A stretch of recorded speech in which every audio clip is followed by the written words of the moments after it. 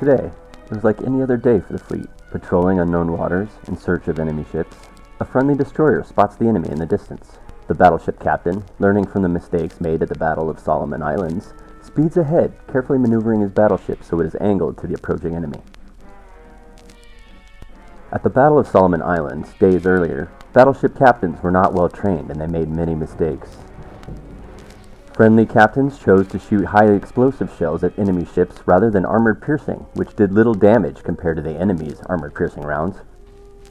They were not mindful about keeping their broadsides hidden from incoming artillery, so it was easy for the enemy to penetrate their citadels, causing mass damage inside the ship. The enemy, however, were careful about angling their battleships, which made it difficult for friendly ships to do any real damage. The captains were not trained to constantly change their course and speed to avoid torpedo attacks from stealthy enemy destroyers. This would be the ultimate demise for many of them. Wave after wave of enemy torpedo and dive bombers rained destruction on the mighty battleships because they strayed too far from their cruiser escorts, giving them little anti-aircraft defense. The Battle of Solomon Islands was a devastating defeat for the battleships, but many lessons were learned.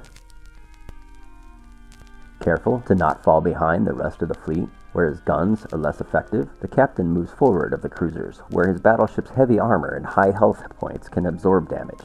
Looking ahead, the captain takes close aim to the waterline of a damaged cruiser, with hopes of hitting its citadel, which is generally located under a ship's smokestacks and main battery turrets.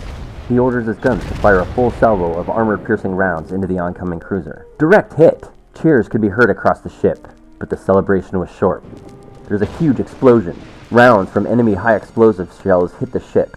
The captain chooses not to use his damage control party to extinguish the fire because he sees two squadrons of torpedo bombers heading directly towards his flank. He chooses to reserve his damage control party to fix any floods that may occur if any of the torpedoes strike his battleship.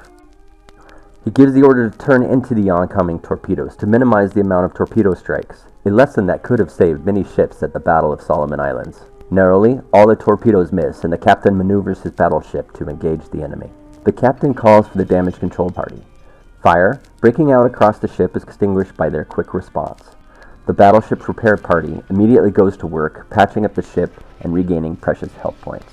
The engagement is over. The remaining enemy ships are sailing away, and it looks like victory for our battleship captain. The lessons learned at the Battle of Solomon Islands have paid off, and our captain is ready to continue his chase for victory.